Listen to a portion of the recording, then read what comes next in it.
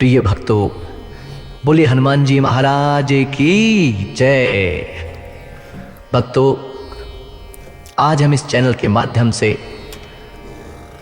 आपको सुनाने के लिए आए हैं मंगलवार की व्रत कथा, जिसके सुनने मात्र से हनुमान जी महाराज की कृपा आपके ऊपर बरसती है, श्री राम का आशीर्वाद आपको प्राप्त होता है। आइए आरंभ करते हैं मंगलवार व्रत कथा। व्यास जी बोले, एक समय नैमिषारण्य तीर्थ में 88,000 ऋषि मुनियों, पुराणों के ज्ञाता श्री सूत जी के पास एकत्र हुए। शौनकादि ऋषि बोले, हे महामुनि, आपने अनेक पुराणों की कथा सुनाई है। आप कृपा करके ऐसा व्रत और कथा बताएं जिसके करने से संतान की प्राप्ति हो तथा मनुष्यों को रोग, शोक, अग्नि, सर्प आदि का भय न हो, क्योंकि कलयुग में जीवों की आयु कम है। फिर इस पर भी उन्हें रोग आदि घेरे रहेंगे तो श्री हरि का ध्यान कैसे कर सकते हैं। श्री सूत जी बोले, हे मुनियों, तुमने बहुत ही सुंदर कथा पूछी है। श्री भगवान कृष्ण और युधिष्ठिर का संवाद तुम्हारे सामने कहता हूं, ध्यान पूर्वक सुनो। एक समय पांडवों की सभा में श्री कृष्ण जी बैठे हुए थे। युधिष्ठिर ने भगवान श्री कृष्ण से प्रश्न किया, हे भगवान नंद नंदन गोविंद, आपने मेरे लिए अनेकों कथा सुनाई हैं, कृपा करके कोई ऐसा व्रत या कथा बताएं जिसके करने से मनुष्यों को पुत्र की प्राप्ति हो। हे प्रभु, बिना पुत्र जीवन व्यर्थ है और बिना पुत्र नरकगामी होता है तथा पिता ऋण से छुटकारा नहीं मिल पाता और न ही पुण्य नामक नरक से उद्धार हो सकता है। अतः पुत्रदायक व्रत बताएं। श्री कृष्ण भगवान बोले, हे राजन, मैं एक प्राचीन इतिहास सुनाता हूं, ध्यान देकर सुनो। कुंदनपुर नामक एक नगर था, जिसमें नंदा नामक एक ब्राह्मण रहता था। भगवान की कृपा से सब कुछ था, फिर भी वह दुखी था। उसका एकमात्र कारण यह था कि ब्राह्मण के यहां कोई संतान नहीं थी। ब्राह्मण की पत्नी सुनंदा पतिव्रता थी, भक्ति पूर्वक हनुमान जी की आराधना करती थी। मंगलवार के दिन व्रत के अंत में भोजन बनाकर हनुमान जी का भोग लगाने के बाद स्वयं भोजन करती थी। एक दिन मंगलवार के दिन ब्राह्मणी कार्य की अधिकता से हनुमान जी का भोग न लगा सकी, तो ब्राह्मणी को बहुत दुख हुआ। उसने कुछ भी नहीं खाया ना पिया और अपने मन में प्रण करके सो गई कि अब तो अगले मंगलवार को ही महावीर जी का भोग लगाकर अन्न जल ग्रहण करूंगी। ब्राह्मणी रोजाना भोजन बनाती थी, परंतु स्वयं भोजन नहीं करती और मन ही मन से श्री हनुमान जी महाराज की आराधना करती रहती थी। इसी प्रकार 6 दिन व्यतीत हो गए। ब्राह्मणी सुनंदा अपने निश्चय के अनुसार भूखी प्यासी रही। मंगलवार को सुनंदा प्रातःकाल ही मूर्छित होकर गिर पड़ी। इसी भक्ति के प्रभाव से हनुमान जी महाराज प्रसन्न हो गए और प्रकट होकर बोले, मैं तेरी भक्ति से प्रसन्न हूं, तू वर मांग। सुनंदा बोली, हे प्रभु, मेरे कोई संतान नहीं है कृपा करके पुत्र व कन्या प्रदान करें, आपकी अति कृपा होगी। श्री महावीर जी बोले, तेरी इच्छा पूर्ण होगी, तेरे एक कन्या पैदा होगी और उसके अष्टांग रोज सोना दिया करेंगे। इस प्रकार से कहकर श्री महावीर जी अंतर्ध्यान हो गए। ब्राह्मणी बहुत ही प्रसन्न हुई, सभी समाचार अपने पति से कहे। ब्राह्मण देव कन्या का वरदान सुनकर कुछ दुखी हुए, परंतु सोने की बात सुनी तो बहुत प्रसन्न हुए। विचार किया, कन्या के साथ मेरी निर्धनता भी समाप्त हो जाएगी। श्री महावीर जी की कृपा से वह ब्राह्मणी गर्भवती हुई और 10वें महीने में जाकर उसे कन्या रूपी रत्न प्राप्त हुआ। वह बालिका अपने पिता के घर में जिस प्रकार शुक्ल पक्ष का चंद्रमा बढ़ता है, ठीक इसी प्रकार वह अपने पिता के घर में नित्य बढ़ने लगी। 10वें दिन ब्राह्मण ने इस बालिका का नामकरण संस्कार कराया तो उसके कुल पुरोहित ने इस बालिका का नाम रत्नबाला रखा, क्योंकि वह कन्या सोना दिया करती थी। इस कन्या ने पूर्व जन्म में बड़े ही विधि विधान पूर्वक मंगल देव का व्रत किया था। रत्नबाला का अष्टांग बहुत सा सोना देता था। इस सोने से वह ब्राह्मण बहुत ही धनवान हो गया, जिससे उस नंदा ब्राह्मण को बहुत ही मद तथा अभिमान हो गया।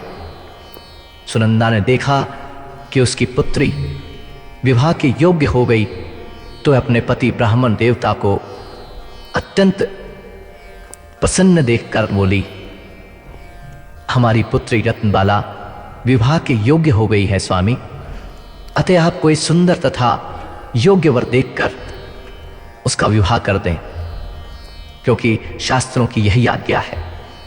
8 वर्ष में गौरी, 9 वर्ष में रोहिणी, 10 वर्ष तक कन्या, उसके बाद रजस्वला संज्ञा हो जाती है। गौरी के दान से पाताल लोक की प्राप्ति होती है, रोहिणी के दान से बैकुंठ की प्राप्ति होती है, कन्या के दान से इस लोक में सुखों की प्राप्ति होती है। अगर हे पतिदेव रजस्वला का दान किया जाता है तो रोरव नरक की प्राप्ति होती है। ब्राह्मण बोला, अभी तो रत्नावली 10 ही वर्ष की है और देख, मैंने तो 16-16 साल की कन्याओं के विवाह कराए हैं, अभी जल्दी ही क्या है। ब्राह्मणी बोली, आपको तो लोभ अधिक हो गया है। ब्राह्मण बोला, अच्छा, कल मैं अवश्य ही लड़का देखने के लिए जाऊंगा और दूत को भेजूंगा। दूसरे दिन ब्राह्मण ने अपने दूत को बुलाया और आज्ञा दी कि जैसी मेरी सुंदर कन्या है वैसा ही सुंदर वर तलाश कर लाओ। दूत ने अपने स्वामी की आज्ञा पाकर बंबई नगर में एक बहुत सुंदर ब्राह्मण के बालक को देखा। बालक देखने में सुंदर था तथा ब्राह्मणों के सभी गुण इस बालक में मौजूद थे। इस बालक का नाम सोमेश्वर था। दूत ने आकर स्वामी नंदा के लिए बालक को बतलाया। ब्राह्मण ने सोमेश्वर को देखकर विधि पूर्वक विवाह कर दिया तथा कन्यादान में बहुत सा धन दिया। ब्राह्मण ने विधि पूर्वक कन्यादान कर अपने को बहुत भाग्यशाली माना। नंदा को महालोभ हो गया था। उसने विचार किया कि अब कन्या तो चली जाएगी, मेरे लिए सोना जो इस कन्या से मिलता था वह अब नहीं मिलेगा। मेरे पास जो धन था वो इसकी शादी में खर्च हो गया है और जो कुछ भी है वह कुछ समय में नष्ट हो जाएगा। इस कन्या का विवाह करके मैंने बहुत बड़ी गलती की है। अब मुझे वही उपाय करना चाहिए जिससे यह कन्या मेरे घर में बनी रहे, अपनी ससुराल न जाए। ब्राह्मण इसी पर विचार करते करते रात भर सोया तक नहीं। उसने विचार किया, जब कन्या को लेकर सोमेश्वर अपने घर के लिए जाएगा तो छिपकर मार्ग में उसका वध कर देगा और अपनी कन्या रत्नबाला को अपने घर ले आएगा, जिससे उसके लिए नियमित रूप से सोना मिलता रहेगा और समाज का कोई मनुष्य उसे दोष नहीं दे सकेगा। प्रातःकाल हुआ। नंदा और सुनंदा ने जमाई तथा लड़के को खूब धन देकर विदा किया। सोमेश्वर अपनी पत्नी रत्नबाला को ससुराल से अपने घर लेकर चल दिया। ब्राह्मण नंदा महालोभ के वशीभूत होकर मार्ग में छिपा हुआ था कि जमाई को मारकर रत्नबाला को फिर अपने घर ले जाए, जिससे उसे अष्टांग सोना मिलता रहे। वह कभी निर्धन नहीं हुआ। नंदा ने अवसर पाकर सोमेश्वर का वध कर दिया और अपनी लड़की रत्नबाला के पास जाकर बोला, पुत्री, मार्ग में लुटेरों ने तेरे पति का वध कर दिया है। अब तू घर चल, वहां पर ही रहकर अपने शेष जीवन को व्यतीत करना। भगवान की इच्छा के आगे किसी का कोई वश नहीं चलता है। उसे जो अच्छा लगता है वही करता है, और बेटी, जो भाग्य में लिखा है वही होगा। इसमें किसी का कोई वश नहीं है। अपने पिता के द्वारा अपने पति की मृत्यु का समाचार सुनकर रत्नबाला बहुत दुखी हुई और रोने लगी और अपने पिता से बोली, हे पिताजी, इस संसार में जिस स्त्री का पति नहीं है वह स्त्री का जीना व्यर्थ है। मैं अपने पति के साथ ही अपने शरीर को जला दूंगी। सती होकर अपने इस जन्म को, अपने माता पिता के नाम को तथा सास ससुर के यश को सार्थक करूंगी। मैं अब लौट कर घर नहीं जाऊंगी। अपनी कन्या रत्नबाला के वाक्यों को सुनकर ब्राह्मण बहुत दुखी हुआ।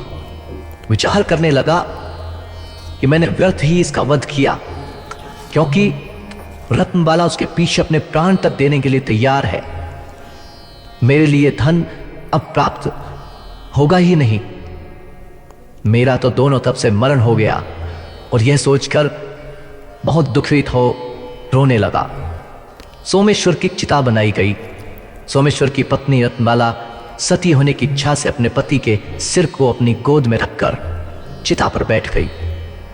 जैसे ही अग्नि लगाई वैसे ही मंगलदेव प्रसन्न हुए और बोले, हे रत्नबाला, मैं तेरी पति भक्ति से प्रसन्न हूं, तू वर मान।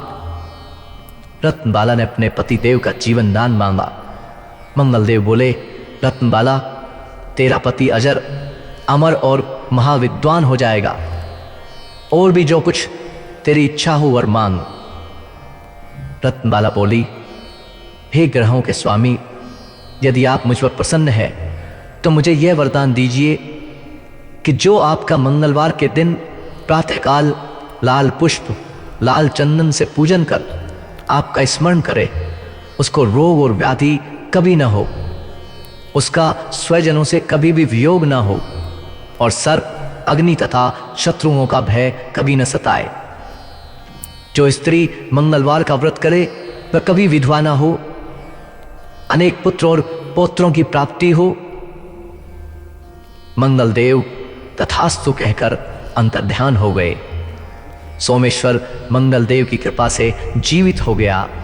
रत्नबाला अपने पति को प्राप्त कर बहुत ही प्रसन्न हुई और मंगलवार का व्रत प्रत्येक मंगलवार को कर व्रतराज और मंगलदेव की कृपा से इस लोक में अनेक प्रकार के सुख भोग कर अंत में पति के साथ स्वर्गलोक को गई। बोले हनुमान जी महाराज की जय, बोले मंगलदेव की जय। और इस प्रकार ये मंगलवार की व्रत कथा समाप्त होती है। नमस्कार।